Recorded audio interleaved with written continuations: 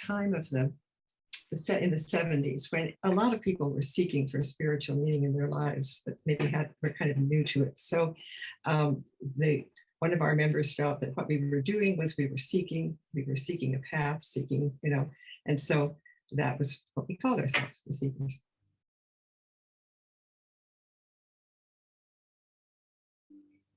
We met monthly at people's homes. We alternated between the homes of the members, those who had homes big enough to host us.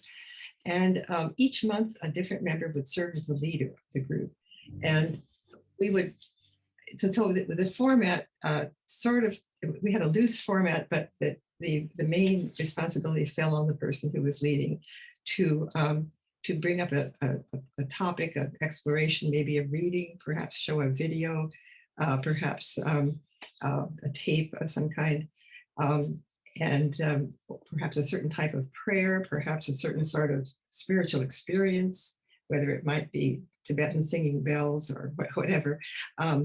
And this was always followed, the presentation of the person was always followed by, nearly always by a meditation, sometimes a guided meditation, sometimes a sort of informal or just silent meditation.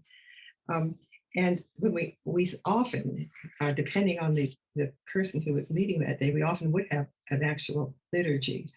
And it would take kind of alternative forms. It wasn't a strict Catholic liturgy, in fact, but it was always embodied the Eucharistic experience, either around a meal or around something that someone had prepared. And it always contained the elements of prayer and of something resembling liturgy. And sometimes it would be a very formal liturgy. Sometimes somebody would come and want to do a real, very formal Catholic liturgy, and that was always okay too. Other times it took a more global and interdenominational approach. And then we always incorporated and always had a delicious potluck supper at the end. That was a highlight. My husband used to say, what were the three things? Two of them were prayer and good food. Were always needed to be part of a community experience. So.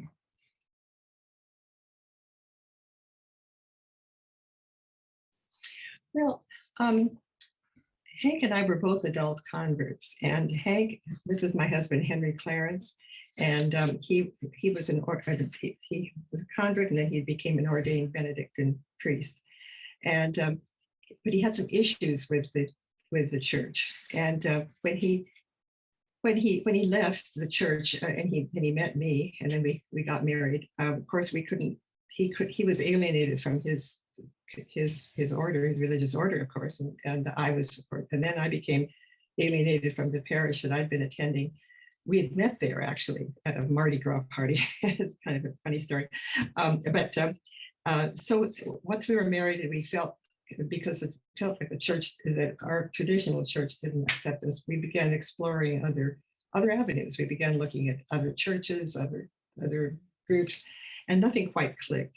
And but we yearned for community. So we attended a few meetings of Comunidad, and that inspired us. They were largely Hispanic group in the San Jose area, not entirely, and they were very welcoming, and so anyone was welcome. And we were inspired by them too, but it was a little too far to go, we thought at that point. So we thought, okay, we need to start our own community. So what we did was we invited every friend with whom we had ever had a spiritual experience or spiritual conversation, anyone that we had ever talked to about anything spiritual, kind of weeding out those that we knew were firmly entrenched in another tradition. And then we also put notices in a couple of local alternative newspapers. This was back in the day before the internet, of course. And there were sections in these alternative papers that spoke to spiritual groups and so on. So we put a little notice in saying this group was starting. At our first meeting, we had over 75 people show up in our very small, or not very small, but it was too small for 75 people. The people were like all over the place, sitting on the floor and so on.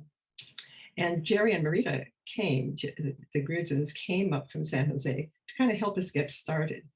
And And as I recall, Anthony and Phyllis Soto came too, to just kind of give us a boost as we were starting this community and to be of support for us. Um, and their two daughters, Karita and Simone, the Grudzin's daughters, Karita and Simone, came that day too. And they immediately became very fast friends with our daughter, Amanda. And the friendship of the three of them really kind of solidified the entire experience, because they became such close friends that it cemented the entire community. It's quite interesting to watch.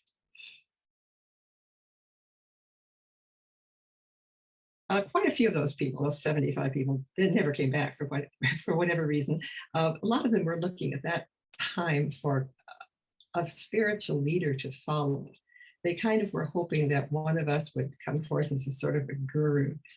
And we firmly did not want that to happen. We didn't want to have a leader, because my husband believed firmly in the priesthood of all people.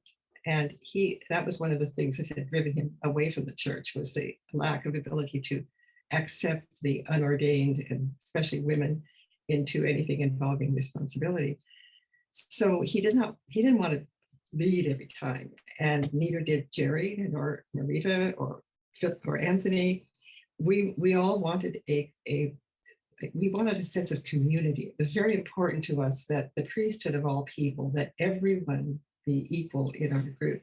So some people left because of that. We're looking for, the holy man on the hill here, and none of you are going to do it, so I'm out of here. And they were. So we ended up with a group of maybe 15, 20 people, some of whom came and went. They didn't always come all the time. But that was the first challenge that we met. And then we had some difficult times adjusting to a kind of the shifting focus that every month was different. You never knew quite what to expect. Sometimes the presider would just want to share, maybe they were going through something really hard and wanted to spend the whole time kind of getting our help on that and not much about anything else. Other times people came with a formal kind of presentation of some kind, of something they had explored or were interested in, or reading, or a video, as I mentioned before. So just a few examples of the kinds of things that came up. One of our members was this is not a problem, these are things that helped us, the kinds of things that we did. One of our members was struggling with cancer, very serious metastatic cancer. And she was on a diet. And she herself was a person who had been raised Catholic, but with a lot of difficulties. I mean, it was a very hard experience for her. She had come to kind of hate the Catholic Church for various reasons in her background. And she didn't want us to do anything that involved what looked like a liturgy. She would always kind of back away, or even go in another room. But one day, she was in her responsibility to preside. She came and she said, I'm going to do the liturgy. And she did it. She presided, and she used, instead of bread, because she was on a special diet, she used a special gluten-free cornbread that she had made, and distilled water instead of wine. And it was beautiful. It stuck out to me because she was expressing herself, and it was hard for her to do this, but she did it, and she got through it. It was wonderful. Another time, Eugene Bianchi was visiting in town. I don't know if you know him. And he led us in a hand massage thing where we would massage each other's hands very prayerfully and mindfully. And we had one member who was, he wasn't ill or anything, but he kind of wanted to lead us in thinking about death. So we had a whole big meditation and dealing with death. We had another member at one point who was trying to get off his gout medication. And we spent the whole time kind of working on spiritually with helping him with deal with his gout in other kinds of ways, so he could throw away this gout medication, which had a lot of bad side effects. Other challenges we met were, we had a couple of people in the group that really wanted to be part of our group, but just didn't fit in. And there were a couple of, one of them was, they were both good friends and of ours, and we'd known them for years, but we had to kind of eventually talk to them individually and ask them to not, if they could find other ways to be with us, but not in this particular group setting. One of them wanted to turn every conversation into some kind of Jungian analysis, which was what she was big on. And that didn't fit with everybody. That was fine once in a while, but to turn everything into that wasn't working for the rest of us. And another one just kind of tried to dominate the conversation, couldn't listen and did a lot of, was behaving rather weirdly. So, so those were the challenges that we faced, I would say. We had such a variety of people. We had people who were, two of our longtime members were both Jewish, from the Jewish tradition, and they were very open to Christianity, which the rest of us were. We also had people that were. We had one person who was very interested in Sikhism. We would go on little field trips and explore other things. And we also had a men's group that came out of this. That the guys would go off on kind of Robert Bly inspired retreats together to kind of explore themselves as men. That was kind of fun for them. I don't know, I wasn't there. There were these, and then another thing that was really that grew out of this, which was very important. We were all of us approaching middle age or well into middle age, and experiencing health problems as happens. And so we decided to start a second group, which was focused on spirituality and wellness. And this group met mostly at the Gridsons in San Jose, although not entirely. And we all met every other week. So actually the group kind of became a group that met twice a month, and alternating between the spiritual, the seekers group and the wellness group. And the wellness group would work prayerfully with the spiritual dimension of aging and illness, and with maintaining good health and keeping healthy throughout the age.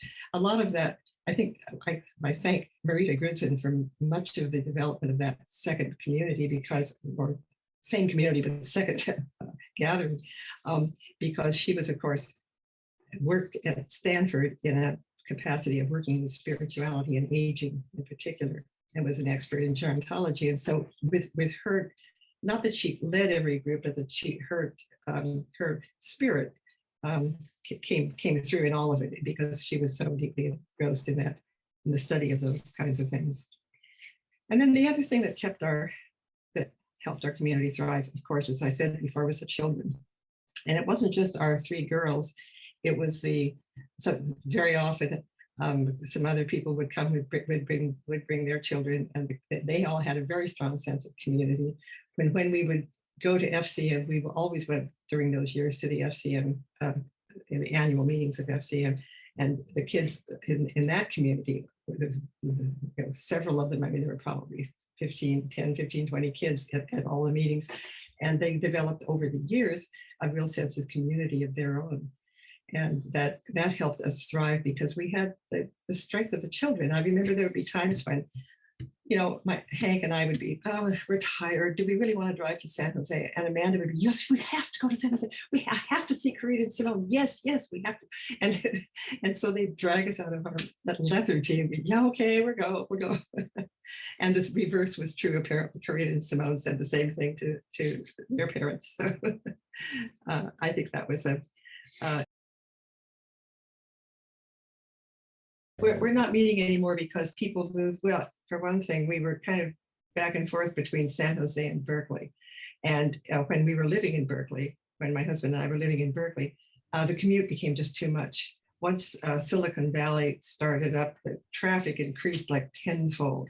And the trip that used to take an hour began to take 2 and 3 hours. And we just couldn't handle it. And other folks moved away. We lost a couple of people who passed on, and so it just kind of drifted, but we're also very close friends, I should say, but we just can't meet together because of the.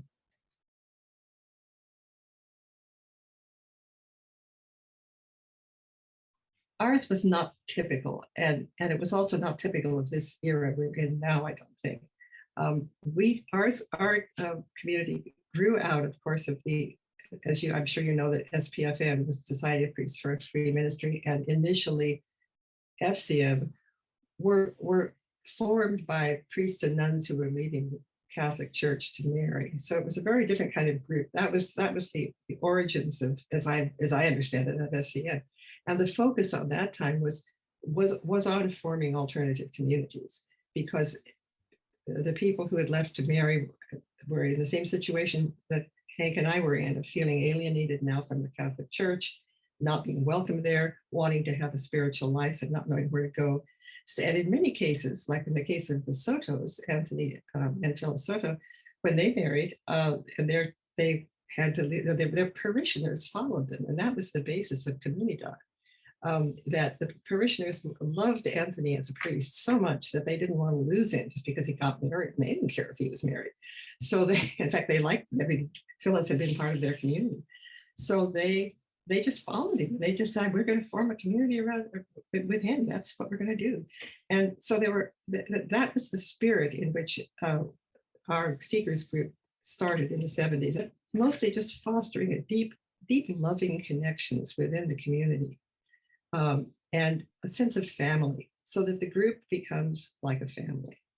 And I think that's important. And now I'm part of the Magdala community, that, thanks to Zoom, which meets through Zoom out of Los Altos with Juanita Cordero and Penny Donovan. And I'm beginning to feel like their family too, even though I've never met half of them in person because of COVID, and they're too far away from me to actually meet there when we are able to meet in person again. So, but those are the things I feel are important. That the sense of that just the connections, the interpersonal connections, I think, are the most important. That it doesn't just become a sterile liturgical experience where you just go and you go through the motions and you say the prayers and you do this and you do that, and then you turn off the screen or you go home or whatever. It needs to be deeper than that. It needs to be a real sense of family.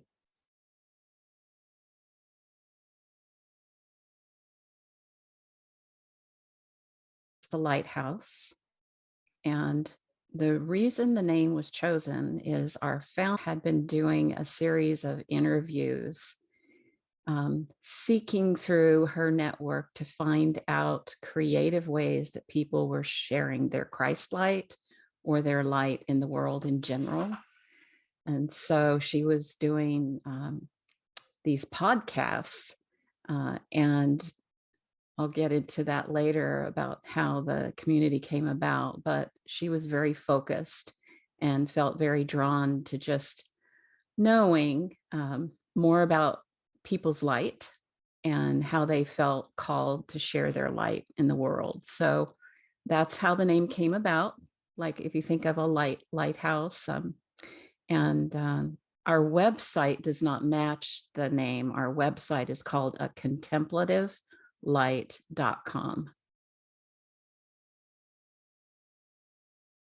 That has evolved and grown. Originally, there were a couple rhythms of which we are very rhythm based. We have some Monday and Tuesday invitations where people can, through a large group forum we have, people can share and dialogue, and a lot of intimacy has been born through those Monday, Tuesday sharings. And then we have a Wednesday gathering. We call it a glow up, and that's where, based on someone's light in the world, we have either something that would be akin to like a continued ed or a spiritual formation type deepening. And then as time has gone by, or early on, small groups were created based on the examine process. So if people are familiar with the Ignatian examine process, we have a series of questions, which we actually took some of the classic Ignatian examine questions, and we got really creative, and our founder created some questions akin to the original intent of those, but a little bit broader. So while we have a lot of Christians in our community, there are some folks that are either deconstructing or agnostic, and a couple people that are other religious orientation. So we tried to take the examine questions for our examine groups and make them hospitable to whatever a person's relationship with the divine is or their faith. So those happen throughout the week. And we've grown to, I think, between 80 and 90 people globally.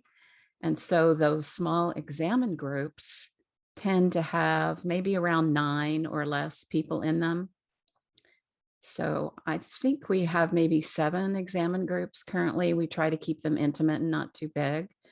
And that's a definite important rhythm in the community. Everything is on Zoom. The community started about 6 months before the pandemic, I think in the summer of 2019. And then it just evolved through the pandemic that a lot of people were finding the rhythms and the connection to be places where you could show up throughout the week. If you're in an examine group and you come to the Wednesday glow up, then you have 2 definite times to be in community together. And then occasionally through the liturgical year, we do special events. So like last night, we had one of the most beautiful things we think we've experienced, which was a Good Friday service. And that, just to give you a glimpse of the creativity in the community, we had, I think, 7 readers who read scripture. And then after scripture, there was a pause. And one of our folks, who is a writer and has published a book, wrote commentary through the lens of Mary, the mother of Jesus. And so then it was like Mary's voice was being shared. And then we would have a reflective question that we sat with. So that rhythm went through the whole Passion story. We have Lent gatherings, we have Advent gatherings. Those, I think, are the main rhythms liturgically that we have tapped into. And so you can probably get a flavor that we have a fair number of writers in the community and some creative makers like artists. So sometimes these Wednesday glow ups when we get together, they often have some connection to your faith and the way that you share your light in the world. And they also encourage you to discern. Maybe you aren't sure yet. And so they help you discern how are you being called to live your light in the world.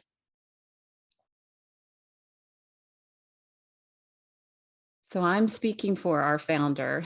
And the reason I can speak the way I do, we have an advisory board. We call it a wisdom council. So having been part of that and being privy to sometimes the challenges and things that come up maybe behind the scenes, I will say one of the things that we notice a lot is being a global community is time zones. So we want to be inclusive and invite everyone. And yet if you've got people in Australia or Germany, and then on the Pacific West Coast, we have not quite figured out the formula. We try to, sometimes we'll have things at 2:00 Eastern Standard, and then sometimes we'll have things at 6:00. And sometimes that helps people.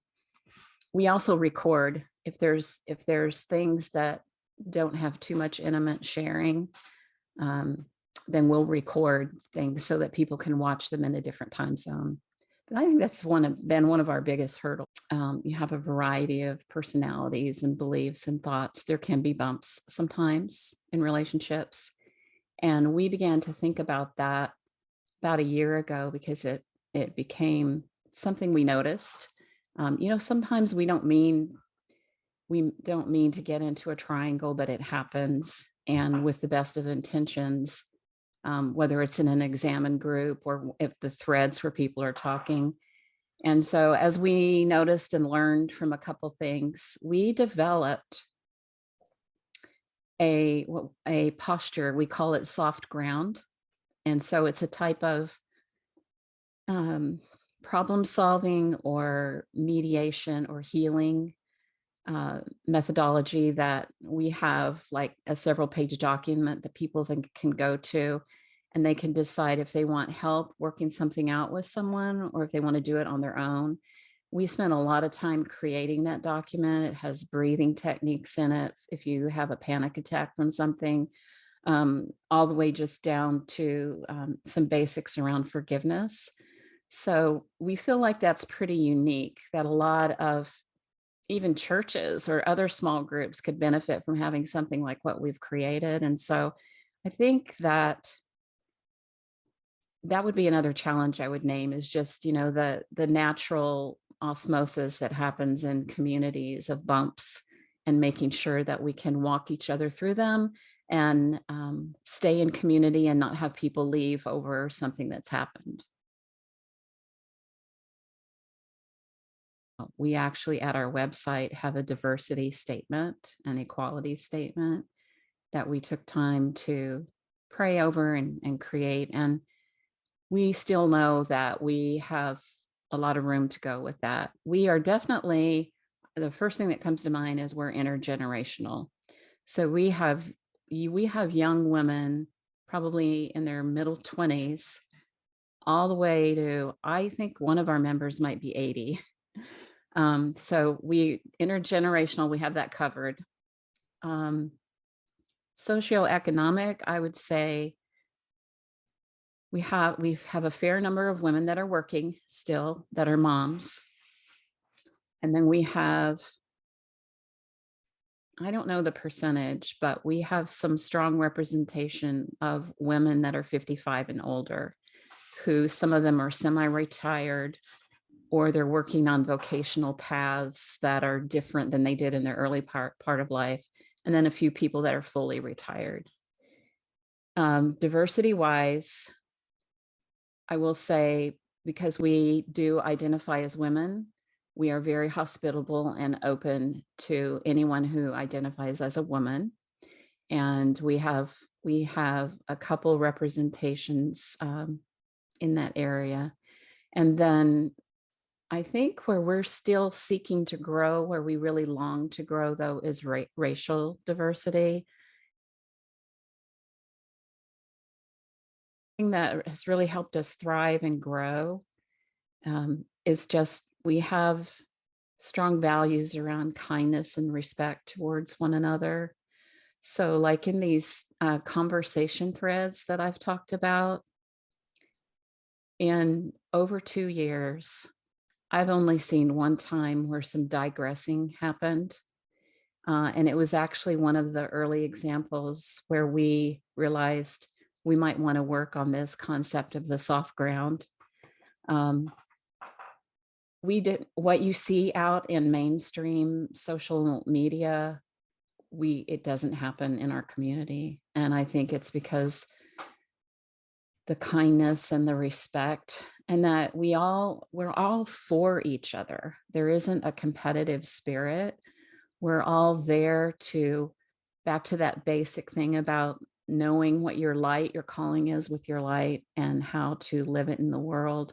Everyone is for each person, knowing that, living into it. And so there's like a nurturing in everything. You just see this, I'm for you, and a nurturing.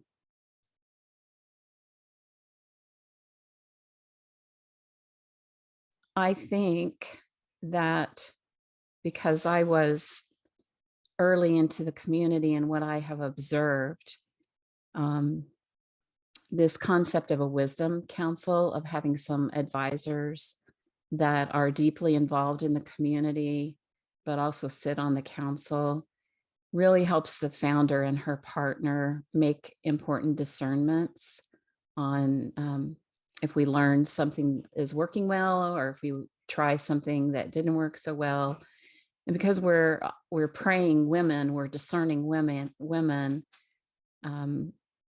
I think the founder learned early on that she wanted shared leadership. She wanted to not try to create and move into this vision she had as a solo decision maker.